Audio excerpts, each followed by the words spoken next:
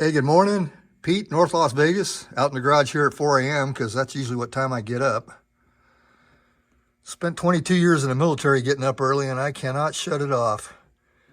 I retired in 97, and I still cannot sleep in. Anyway, back to the dash. This is an OER dash that I bought years and years ago from Classic Industries. And when I bought this dash, they were the only ones making it. I think it was maybe a year or two later that National Parts Depot started making their dash. Now, my understanding is that their dash is made here in the U.S., that they made it from their own molds. They didn't just get their the dash from OER and then put their name on it. They actually make their own dash. This dash is coming out. There's too many fitment issues. I am just not happy with it at all. And back when I bought this, I paid good money for it, so it's kind of hard. It's kind of hard for me to do it. But I slept on it last night, and I decided it's coming out. I can't live with it. It's, for no other words, it's a piece of crap. But anyway, as we take this thing apart, I'll kind of go over all the issues and we'll showcase them. And as I pan through here, you might not see a whole lot wrong with it, but as we go along here, you'll understand why I made my decision. Okay, so before we get into disassembly and the fitment issues, there are many, I thought we'd talk about what I did, doing some minor modification to the dash bezel. This is a repop, and it's the same size as the original, so I had no issues with the bezel. The bezel itself is fine. The pocket that the bezel goes into is a terrible fit. And like I said, as I pull this apart, you'll see what I was dealing with. Anyway, I went with the Dakota Digital instrumentation. I went with their dimmer switch. This gives you infinite brightness adjustment. You don't have to have this. Dakota Digital will give you, I think it's 3 presets, if I remember correctly, for different brightness levels when you turn the headlights on. But I just wanted to be able to infinitely adjust brightness, so I went with that. I put this USB port in here where the old cigarette lighter used to go. And the old bezel was marked. You can see where it says lighter, and over here on the light switch and the windshield washer wiper. The repops, I couldn't find any repops that were marked. So that's going to be a difference there, which isn't a big deal. I just thought I'd point it out. Okay, so I think what we'll do is we'll pop the bezel out and get ready to take the instrument cluster back out, and we'll talk about some of the fitment issues there. Most of them you can't really see, but they're there, and I can see we're going down the road. If maybe I hit a pothole or something, things aren't going to be quite as good as they should be. So let's get these 4 screws out, and we'll pop the bezel out. I'm going to take the light switch and the wiper switch and disconnect the wiring on those. So we'll be back here in just a second. Okay, so before I get the bezel all the way out of the dash, you can see the corner there where it's sitting, and it's nowhere near where it's supposed to be as far as the seating position. And if you come over here to the driver's side, you can see that it recesses in a little bit further, but it's nowhere near where it needs to be. So there's nothing behind the bezel other than the screws themselves supporting the bezel, which is one thing that, is not correct. Now, I don't know if I already mentioned, I may have, but I took the new bezel and it dropped right into the old dash. I mean, it fit right up against the mounting clips. Everything was solid. So it's not the bezel. It's the dash opening that's not right. Okay, let's get this thing out, and I'll show you what I had to do.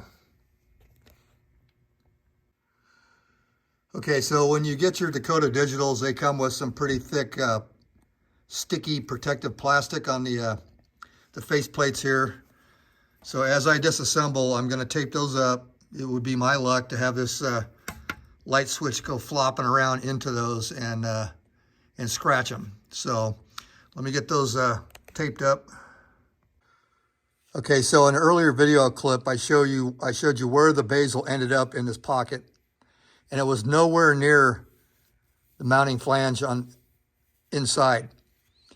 And so the only thing holding the bezel in was the screw. There was nothing mating with the back of this dash. The other thing is that the OER mounting tabs, they came pre-drilled with some holes. None of the holes lined up, not one of them. You can see here on the very right side, I had to put a fourth hole off to the right there. And same thing here, you can see the hole actually goes into the dash material just to be able to get the bezel lined up.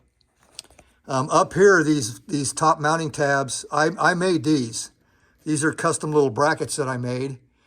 And these top brackets were probably 1/4 inch each too far inboard. So I had to make these tabs, drill a hole to get the top of the bezel mounted here. So these top tabs were nowhere close. Okay, well, let's get the instrument cluster out and I'll kind of show you what's going on there. Okay, so this driver's side upper mounting tab. This hole here is the hole I had to drill to put my homemade bracket on and move the mounting hole even further outboard. So you can see you're a good 1/4 inch, maybe even further off on these top mounting tabs. And that's my homemade bracket still on that one.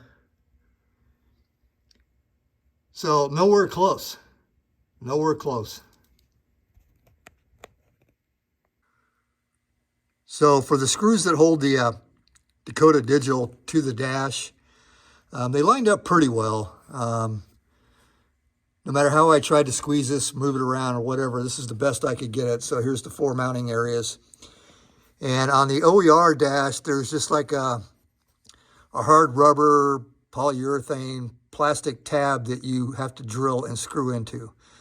It doesn't use the factory clips, the J nuts. The driver's side, not too bad.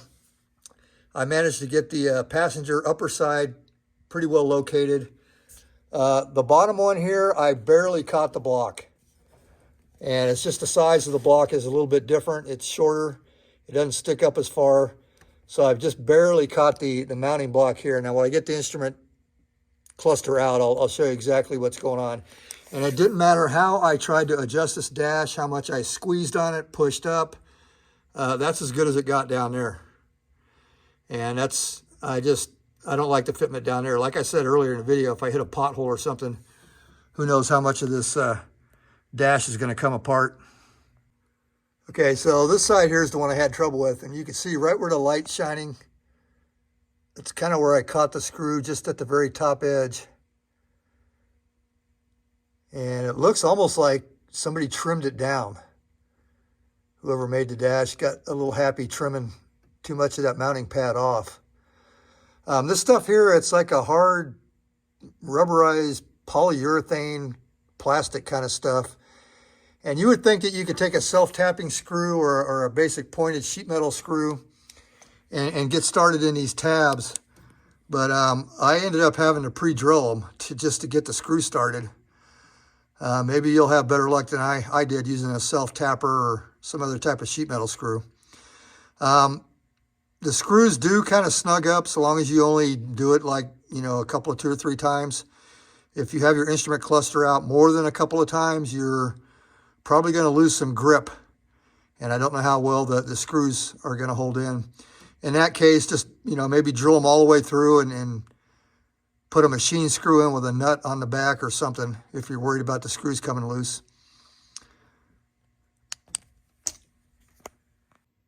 I put my Dakota Digital module off to the left-hand side off of the support bracket. It comes off your top of your steering column support. And the reason I put it there was I saw a lot of people on videos putting it right here in the center.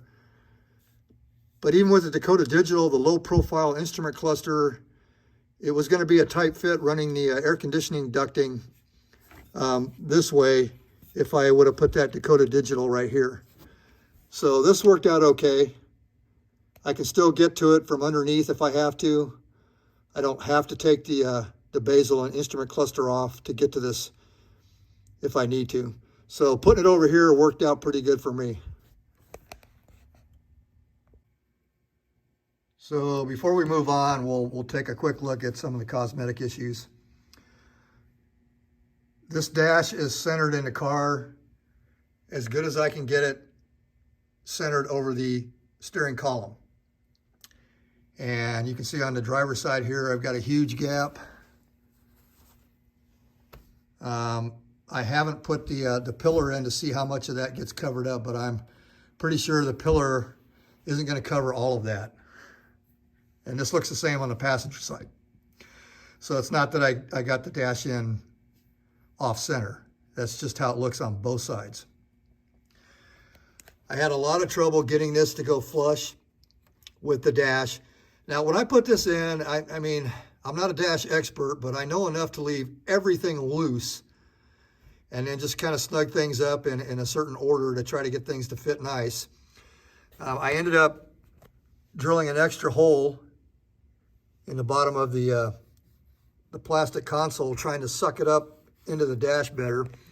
And part of the reason for that is when I get the dash all the way out, I'll show you again, and the mounting bosses didn't quite line up as good as they should have, in my opinion. Another fitment area issue is right here by the steering column where I'm shining the flashlight. Even with the bezel in there, there's a big, huge gap. Nothing lined up on this direction. And you can see I scratched up my steering column, putting this damn thing together and taking it apart so many times. And I had kind of the same issue over here. You can see where I couldn't get the trim lined up. Once I decided that I was done with this thing, I put in an extra couple of screws, trying to suck this thing up and get it straight. And that's as good as I can get it. This part here was really bad. And when I take those screws out, I'll show you a clip of just how bad that is. I mean, it's not off a little bit. That's as good as it gets right there with 3 extra screws trying to hold it flush. Like I said, I put that in afterwards just trying to see how flush I could get it. I thought about using a heat gun, but the more I looked at it and the more I realized if I would have heated that plastic up and tried to reform it to the dash, it was going to cause other problems in other places.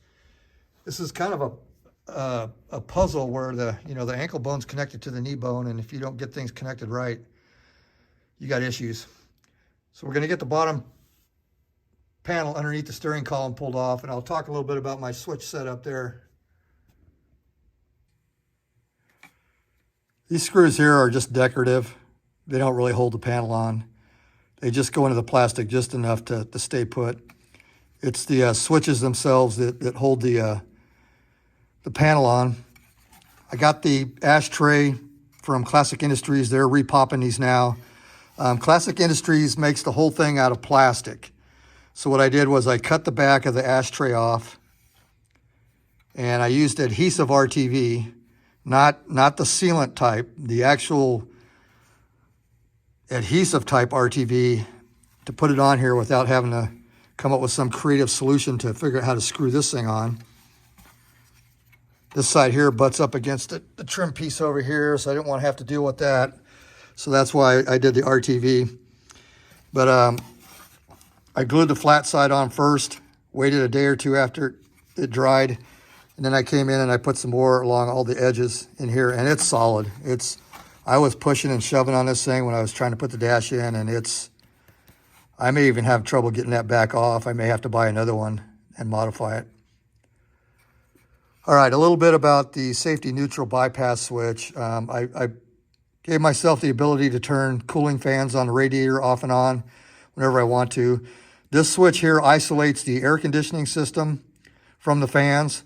So if I have this on, then the fans will be also controlled by the air conditioning. If I have this off, then only the engine temperature switch, or if I turn them on myself. This is a safety neutral bypass switch. I used a relay off of my Tremec transmission. So I got to thinking, well, what happens if the switch inside the transmission fails one way or the other, stays closed or stays open? I wanted the ability to bypass it. And the relay I used for the Tremec sits right here on the side of the column here. If you're going to use the OEM ashtray, it just barely clears this relay where I put it. But using the Repop all plastic one and putting the switch panel in, no clearance issues whatsoever. I got plenty of real estate back here now. So on this safety neutral switch, or safety neutral bypass switch, in case the Tremec screws up, the relay screws up, or something else happens, I still want to be able to start the car. So I ran my purple wires through the switch to be able to bypass the relay and the transmission. That way I can still start the car if something fails. So that's why I did that. Okay, so I think I showed how this didn't mate up. If I did, I forgot. But no matter how I tried to set this thing up, I could not get this thing aligned properly. I already talked about doing this. Like I said, I did this after the fact, after I realized that I was replacing the dash. I wasn't doing this as part of the install. I just wanted to see if I could get that looking any better. So we'll press on, we'll get the dash out, and I'll talk some more about the dash. I got to talk about the AC louver fitting here, and then that'll be the end of this video. One of the things OER does is they give you 6 clips to mount your dash to the cowl. Now, the OEM did not come with a clip on the far left driver's side. That's something that OER did. And I thought, well, I wonder if they did that for altruistic reasons. They just wanted to make sure that, you know, the top up here stayed down and give it extra support. Well, when I got the dash in, what I discovered was, after getting everything else snugged up and all the other clips, this had a tendency to want to pop out this way. So OER didn't do that just to make you feel better about having some extra support. It's, with their dash, you pretty much need it. We're going to go under the dash and look at the 2 very small screws that hold the center of the instrument cluster portion of the dash to the cowl. And there's a screw up there that I had to pre-drill on the OER dash. Don't go more than, I would say, 1/2 inch on your length, and I would be careful with that. You may not come all the way through, but what's going to happen is it'll put pressure on the foam, and you'll still have a bump, even though it's nowhere near coming through at 1/2 inch. I went with the factory screws that I was able to find after 15 years, and they were about 3/8 inch. So no more than half, 3/8 perfect. And that's the size screw that I would use under here. If you use anything longer than 1/2 inch, I'm pretty sure you're going to come through the top. You're going to punch a hole through your dash. There's the factory screw that fits underneath your the bottom of your dash into the cowl. Like I was saying, I wouldn't go more than 3/8. If you want to try to go longer, you may run into trouble damaging your dash or putting some bumps in it. Earlier in the video, when I was talking about the bezel and having to drill holes into the OER mounting tabs, these are the original equipment clips, J-clips, that went on the original GM factory dash. Okay, so a couple of areas where mounting-wise things lined up pretty well. And that's the plastic lower console bezel trim piece. I don't know what you call the damn thing. But anyway, these all lined up pretty nicely as far as, you know, lining up the screws. That all lined up. The clips for the top of the dash, those all lined up. Now on OER, I think I might have already mentioned it in the video, OER gives you 6 of these. Factory only gave you 3. And I threw my old dash away, otherwise I'd show you. But On a factory dash, all you get is 3 of these. OER gives you 6 of them. So you have 3 long and 3 short. The long ones go on the passenger side. The short ones go on the driver in the center. When you mount these clips, this little tang faces up like this. Now I'll go back out in the garage here and show you how these fit into the cowl. So on the OER pad, the one thing that did line up was all the mounting bracket slots. Those lined up pretty nice, and like I was showing you, the bottom plastic console holes all lined up for mounting, but not necessarily fitment. So I'm going to make a distinction there. So when you put these on your dash, they go in this orientation with this tab sitting up, and they're going to go through this slot here, and this little tab sticking up is going to pop up through this hole back here. So when you slide your dash on, they're going to go like that with that tab located in that hole. So that's what holds your dash in. Now, once you get your dash popped in and you get these snugged up, you can kind of loosen these a little bit all you want. You're probably not going to get the dash back out until you completely remove the nut off of those posts. And then you'll have enough slop and whatever to get your dash back out. So on the OER, you got 3 long ones that go on the passenger side. So 1, 2, 3. And then you have 3 short ones, 2 in the center and 1 over there on the far driver's side. Okay, so this screw here and this screw here is what holds your center AC louver in place. And I'll show you one last fitment issue on this dash that I didn't care for. So here's what the louver looks like after you can see all the daylight back there. And it's just as kind of bad on the bottom here. Now, when I just dropped this into the dash before I screwed it down, it went in and it fit really nice. There was no gaps, everything was fine until I tightened those 2 screws on the back. And then when you tighten those 2 screws on the back, it pulls this thing to where it's no longer a nice fit. So you may be able to wallow out those screw holes on the dash or find some way to change the angle of the dangle to get this to fit like it does when you just drop it in. But after you tighten those screws, this is what happens.